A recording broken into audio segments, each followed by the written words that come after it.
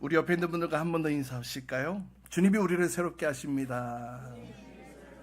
네, 주님이 우리를 새롭게 하십니다. 우리가 그동안 우리 교회 정신, 우리 교회가 나아가야 할 방향에 대한 말씀들을 4주 동안 함께 나누었습니다. 여러분, 우리가 그렇게 주님이 기뻐하시는 교회 우리가 함께 만들어가야 할 줄 믿습니다. 어떻게 만들어가야 하느냐? 그 중심에 누가 있느냐? 바로 여러분이 계세요. 우리가 함께 한 마음이 되어 주 안에서 하나가 되어서 아름다운 하나님의 나라를 함께 만들어 가야 할 줄 믿습니다. 아멘. 아멘. 여러분, 어떤 모임이든지 보면 그 모임이 유지되기 위한 중요한 요소가 있습니다. 가장 중요한 요소가 무엇이냐 하면 모여야 한다는 거예요. 모임이 지속되기 위해서는 모임이 있어야 한다는 것이죠. 이 모임이 없으면, 모임이 뜸해지면, 모임이 끊어지면 자연스럽게 그 모임은 사라지게 됩니다. 그리고 또 중요한 것은 모일 수 있게 하는 원동력이 필요한데요. 모임이 쭉 지속될 수 있도록 하는 요소이기 때문입니다. 여러분, 교회 공동체도 마찬가지예요. 교회 공동체 모여야 합니다. 그래서 초대교회가 세워졌을 때에 사도행전 2장 46절에 보니까 무슨 말씀을 하고 있느냐? 날마다 한 마음으로 성전에 열심히 모이고, 날마다 성전에 모이기를 힘썼다라는 겁니다. 성전에 모이기를 애썼다, 힘썼다. 그럼 여러분, 힘썼다, 애썼다는 것은 그렇게 하기 쉽지 않은 상황인데도 불구하고 그렇게 하기로 결정하고 그렇게 하기로 함께 마음을 모으고 그렇게 하기로 함께 애를 썼다는 것이죠. 여러분, 교회는 모여야 합니다. 교회는 모이는 곳입니다. 예배하기 위해 모이는 곳뿐만 아니라 우리가 함께 모여서 성도 간의 교제도 하죠. 또 함께 모여서 함께 아름다운 친교도 나누게 되고, 또 함께 모여서 봉사도 하고, 또 함께 모여서 섬기고, 함께 모여서 즐거움을 나누는 곳이 되기도 합니다. 그래서 신앙생활을 함에 있어서 가장 기본은 무엇이냐 하면 모이는 것. 신앙생활의 첫 출발은 바로 이 모이는 것에서부터 출발하게 됩니다. 성경에 보니까, 히브리서에 보니까 이 말세가 되면 모이기를 그만하는 그런 습관들이 생겨나게 될 텐데, 그럼에도 불구하고 모이기를 더 힘써라.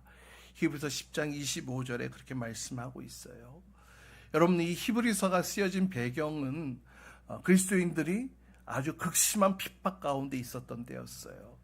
모이다가 잘못 걸리면 잡혀가고 사형당하고 동물의 먹이밥이 되어지고 그런 처절한 상황 속에 쓰여진 책이 바로 이 히브리서인데요. 근데 그 히브리서에서 모이기를 그만하지 말고 더욱 힘써 모이자라고 얘기를 하고 있습니다. 그런 위기의 상황 속에서도 교회는 모여야 하는 곳입니다. 사실 우리가 지난 몇 년간 모이기 어려운 상황들을 맞닥뜨렸지요. 19년도부터 시작되어졌던 코로나 팬데믹이 정말 모든 것을 바꾸어 버리는 뉴노멀 시대로 만들어 버린 것 같아요.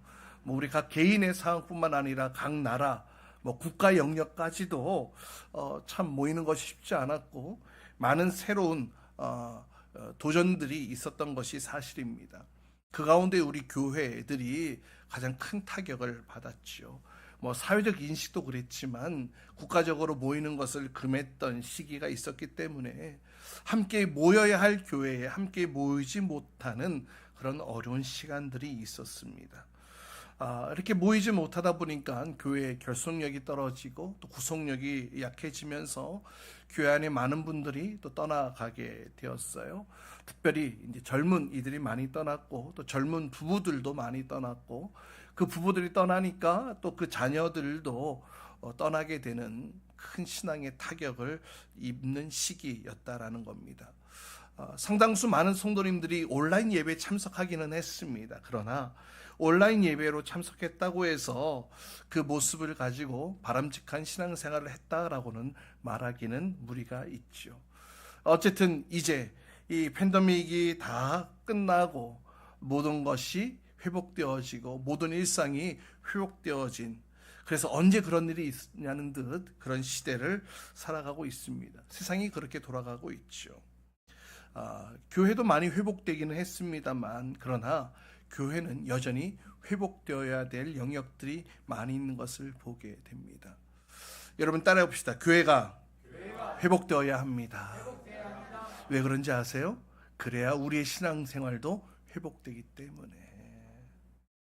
함께 모여 말씀을 나누고, 함께 모여 찬양하고, 함께 모여 기도하고, 함께 모여 교제하고, 함께 모여 또 친교하고, 함께 모여 봉사하고, 함께 모여 헌신하고, 함께 모여 섬기는 이런 모습들, 교회 안에 이런 회복도 일어나게 될 때에 우리의 신앙도 회복되어진다는 것입니다. 제가 여기서 말씀드리는 이 회복은 단순히 어떤 숫자를 말씀드리는 것이 아니에요. 제가 강조하고 싶은 것은 바로 영적인 회복을 말하는 것입니다. 영적인 회복. 사실 이 땅, 이 전 세계를 움직이는 선진국들을 보면 모두 다 한결같이 한때 영적 부흥을 이뤄냈던 나라들인 것을 보게 됩니다. 교회의 부흥, 신앙의 부흥, 영적 부흥들을 경험했던 나라들이 온 세계의 리더십을 가지고 살아가고 있는 것을 보게 됩니다. 여러분, 우리 교회도 부흥해야 될 줄 믿습니다. 영적인 성장도 일어나고 신앙의 부흥도 일어나야 될 줄 믿습니다. 그래야 이 지역도 발전하고 성장하고 또 이 나라도 부흥하고 성장하게 되는 줄 믿습니다. 아멘. 여러분, 우리나라가 어떤 나라입니까? 전쟁으로 인해요 피폐화되어졌던, 전쟁의 소용돌이 속에 아무것도 남지 않았던 나라가 바로 한국 아니었습니까?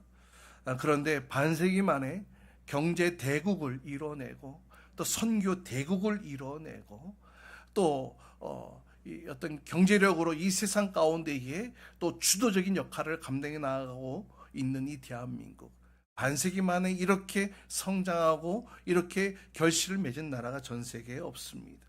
그 원동력이 어디에 있을까요? 바로 저는 복음에 있다고 생각합니다.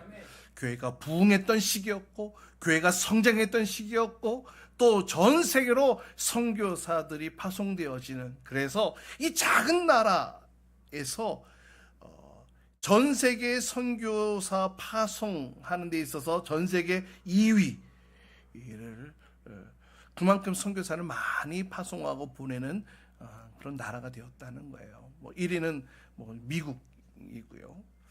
그렇게 하나님께서 우리나라를 복 주셨어요. 복음과 함께 말이죠. 이 프랑스와 러시아를 보면 거의 비슷한 시기에 이런 정치적 혁명이 일어났던 것을 보게 됩니다. 그 시기에 말이죠. 그런데 영국에서는 부흥운동이 그 시기에 일어났습니다. 그때에 존 웨슬리, 찰스 웨슬리 같은 이런 분들을 통해서 회개운동이 일어났고, 또 그로 인해 영국은 그 피해 혁명에서 벗어날 수 있는 그런 계기를, 발판을 마련했다고 합니다. 뭔가 개혁하고 변혁하고 혁명이 일어나는 것, 그것이 나라를 잘되게 하는 것 같지만 사실은 부흥운동이 일어날 때에 그 나라는 잘되게 된다는 거예요. 미국의 30대 대통령이었던 켈빈 클리지 대통령은 미국이 이렇게 부흥하고 또 이 전 세계를 주도하는, 주도권을 쥐게 되었던 그 배경에 대해서 미국의 영적 각성, 미국의 영적 신앙 부흥운동이 있었기 때문이라는 고백을 한 바가 있습니다. 여러분, 교회가 부흥해야 합니다. 교회가 회복되어야 합니다. 영적 부흥이 일어나야 될 줄 믿습니다. 그래야 우리의 신앙도 영적 각성이 일어나고 우리의 신앙도 회복되어지고 나도 잘되고 우리 가정도 잘되고 이 나라도 잘되게 되는 거예요. 아멘. 아멘. 여러분, 오늘 본문 하박국, 이 하박국을 쓴 하박국 선지자는 기원전 주전 612년에서 605년 3년 요 사이에 특별히 활동했던 선지자인데요. 이 남유다 땅에서 활동을 했던 사람이었습니다. 당시 남유다의 왕은 16대 왕이죠. 요시야 왕 때에 이 하박국 선지자가 활동을 했습니다. 근데 이 요시야 왕 때에 놀라운 일들이 일어났어요. 그동안 유다 백성들도 하나님을 모른 채 살아갔고 또 우상과 우상으로 하나님을 바꾸어놓은, 하나님을 대신하여 우상에게 절하고 있었던 그런 상황 속에서 요시아 왕이 종교개혁을 일으키죠. 하나님의 말씀을 찾아 하나님의 말씀도 읽고 많은 백성들이 그 말씀 앞에 무릎을 꿇게 되어진 사건들이 있었습니다. 하지만 그럼에도 불구하고 우상 숭배로부터 완전히 벗어나지 못했어요.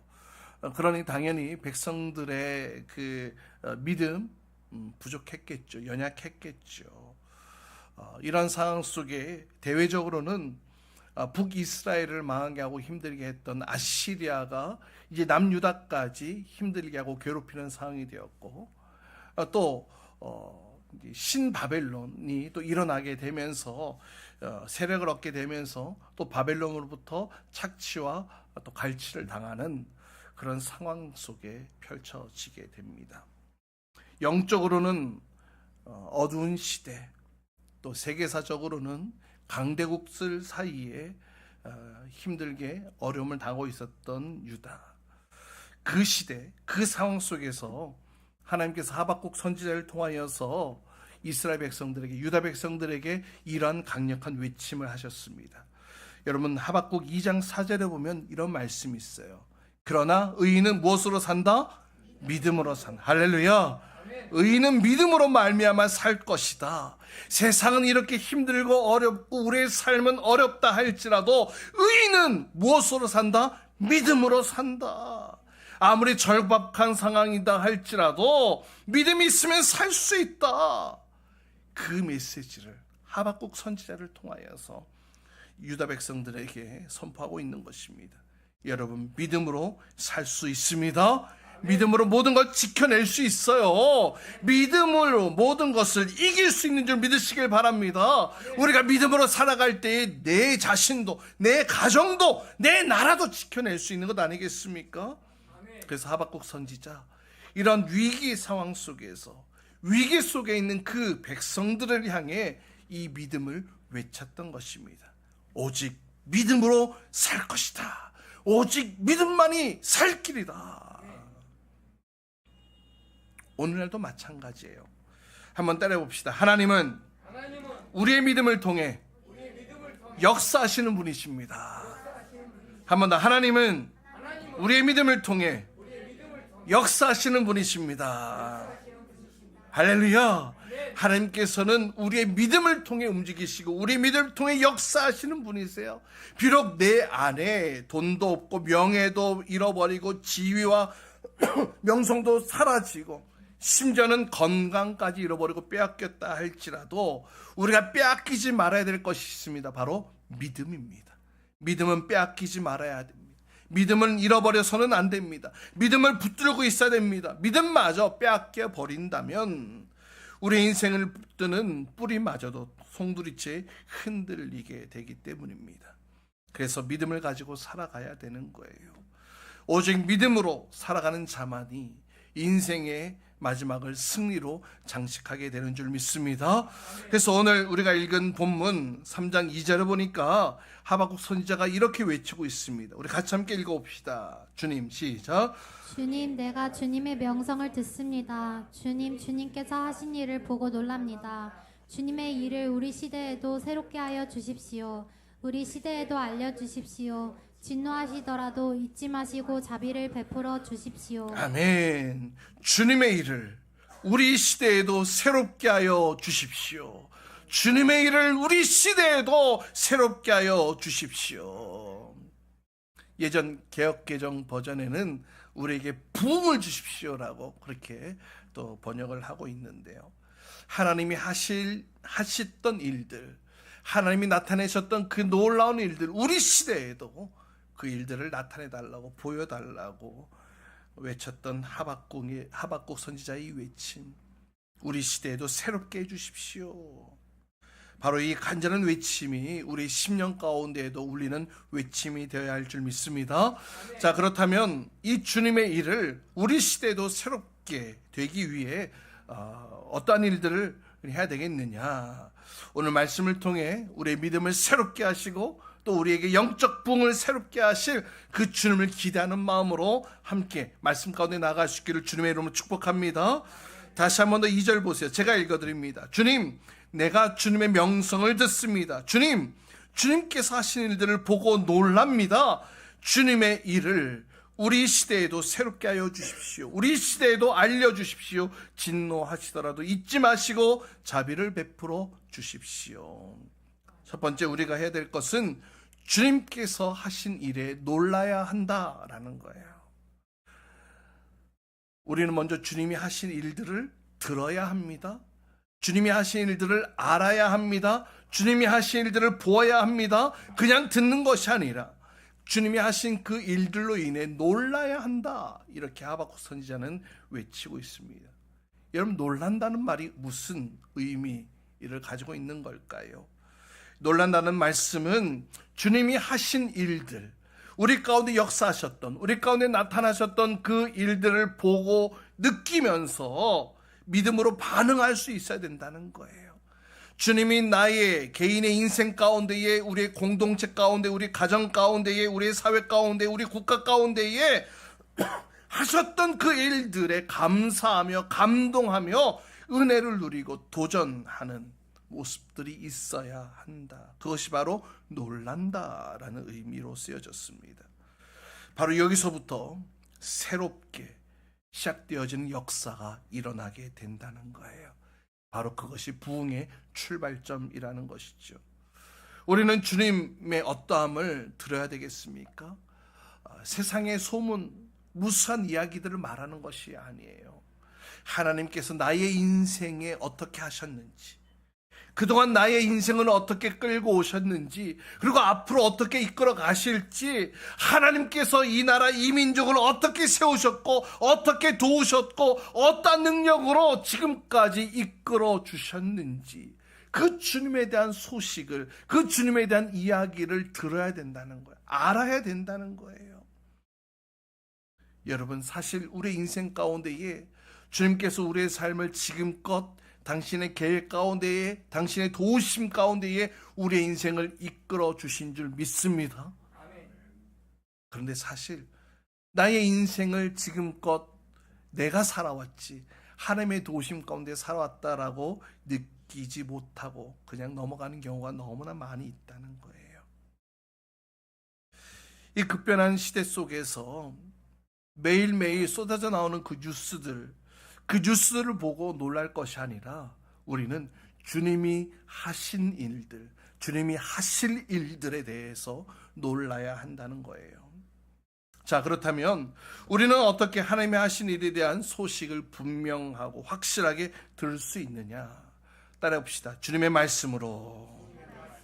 하나님의 말씀을 통해 우리에게 이 모든 하나님의 역사들을 보고 느끼고 깨닫게 해주신다는 거예요. 하나님의 말씀을 들음으로 인하여 우리는 새롭게 되는 역사를 경험하게 된다는 거예요. 하나님의 말씀이 내 마음밭에 지금도 떨어질 때에 그 말씀이 우리 인생을 송두리째 새롭게 만들어 가시는 능력의 말씀인 줄 믿으시길 바랍니다. 아멘.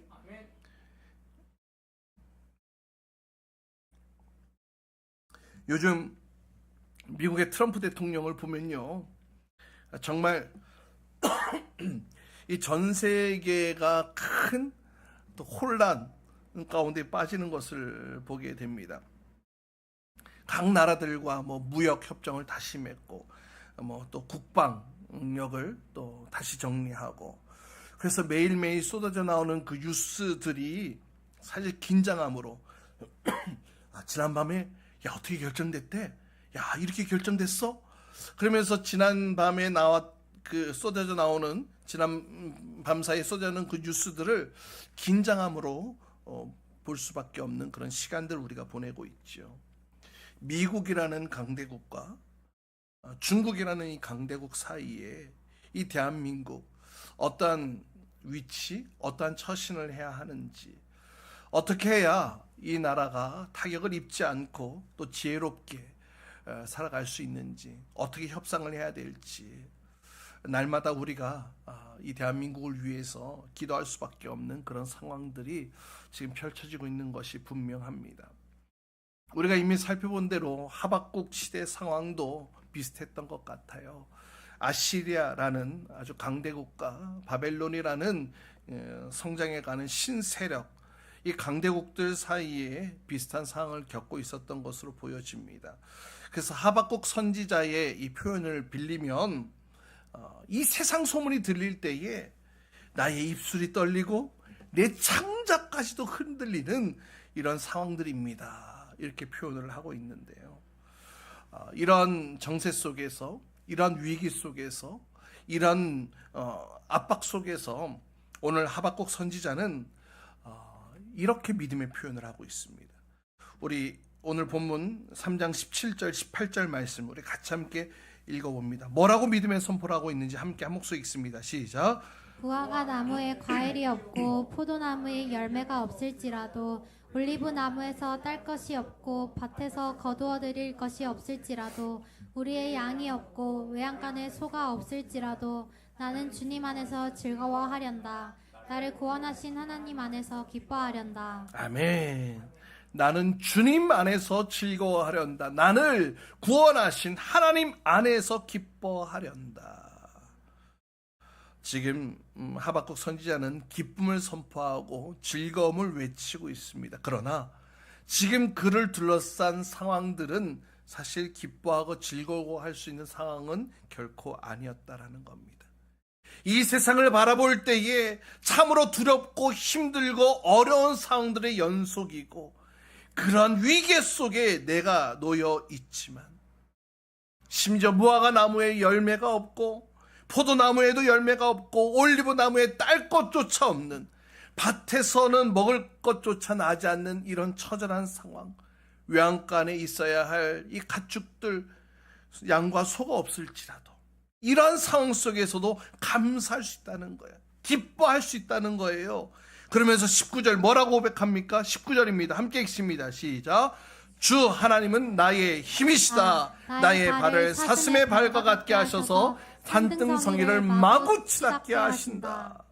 주 하나님은 나의 무엇이라고요? 힘이시다. 할렐루야.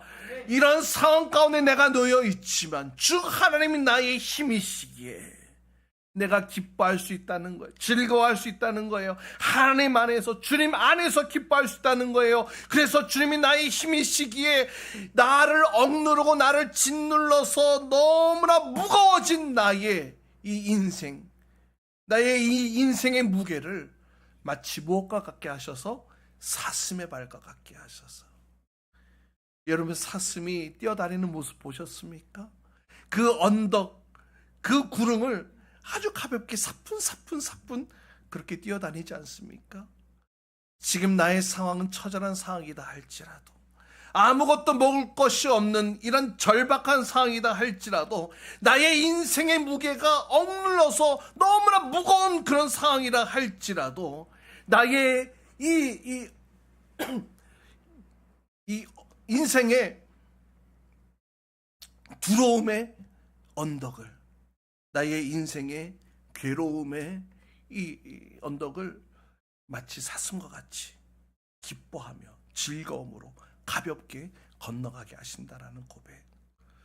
여러분, 이 말씀 하나님께서 여러분에게 하시는 말씀인 줄 받아들이시기 바랍니다. 그냥 듣고 끝나는 것이 아니라 이 말씀이 여러분의 심령 가운데에 들어가야 할 줄 믿습니다. 여러분의 마음을 열어서 이 주님의 말씀을 받아들이시기 바랍니다. 이 말씀으로 인해 여러분은 주님의 능력을 경험하게 될 줄 믿습니다. 여러분, 지금 이 순간에도 주님께서 여러분에게 찾아가셔서 말씀하실 거예요. 야, 이 험한 세상 흔들리지 마. 강하고 담대해야 돼. 내가 너를 도와줄 거야. 내가 너와 함께 할 거야. 염려하지 마. 내가 너를 건져낼 거야. 사랑하는 아무개야, 내가 너를 이 세상에 복되게 할 거야. 너의 아픔도 괴로움도 너의 질병까지도 내가 고쳐줄 거야. 심지어 죽음의 수렁에서까지도 내가 너를 살려낼 거야. 건져낼 거야. 그러니 두려워하지 마.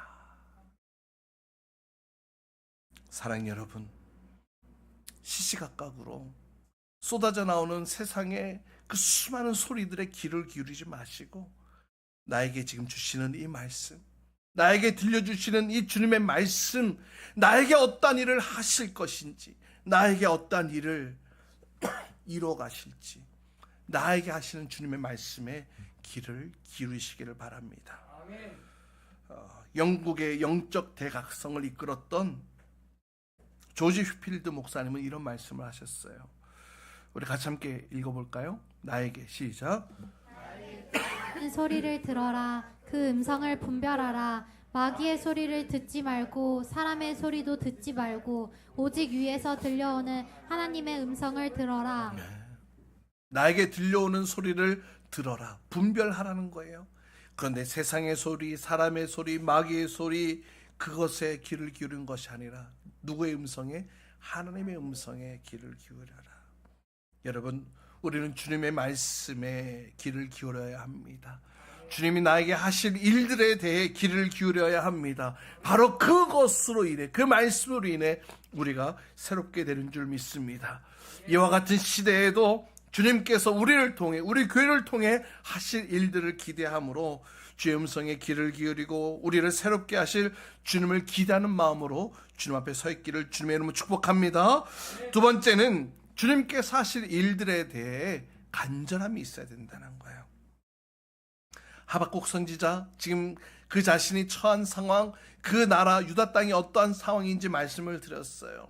그러한 상황 속에서 오늘 하박국 선지를 통하여 유다 백성들에게 주신 도전, 또 더불어서 우리에게 주신 도전은 바로 간절함이 있어야 된다는 거예요. 어떤 간절함? 우리를 새롭게 하실 그 주님에 대한 간절함. 2절 말씀 다시 한번 보세요.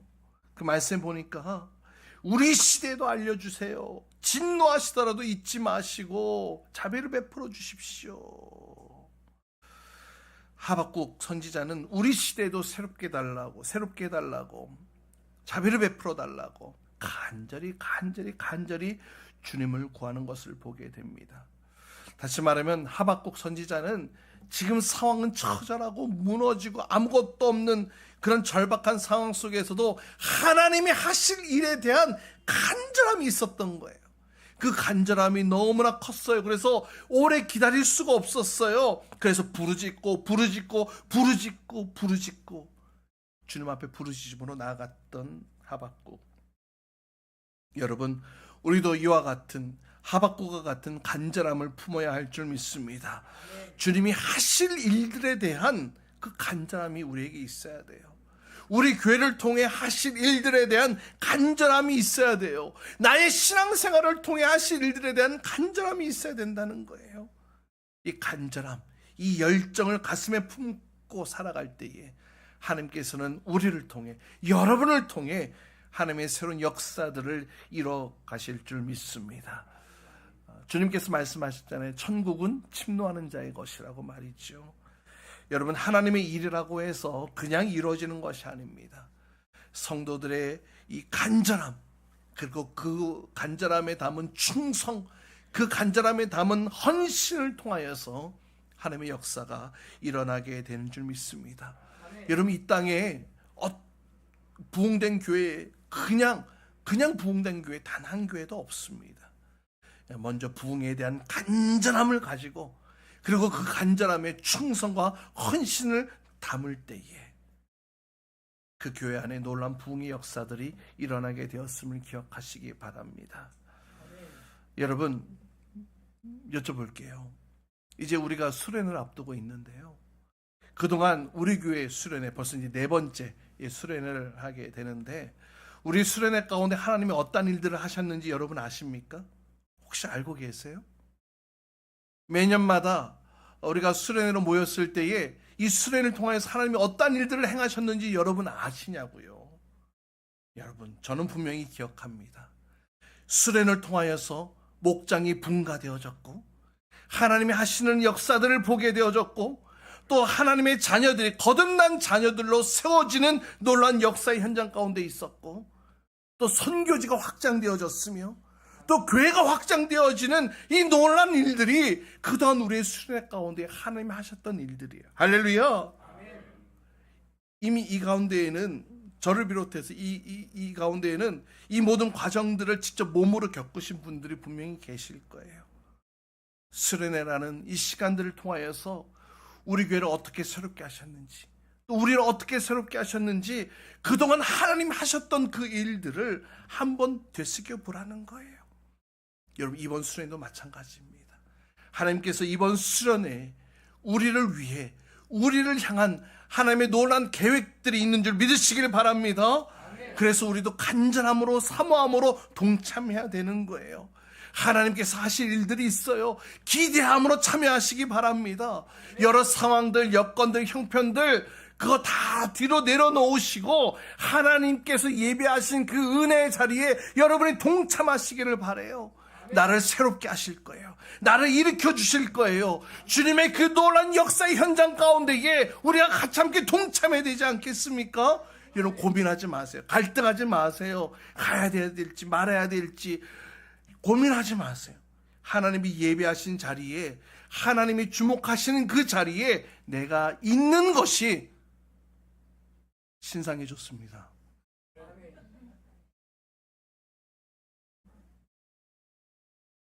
하나님이 하시는 그 역사의 현장에 내가 함께 머물러 있다는 것, 그 자체가 얼마나 놀랍습니까?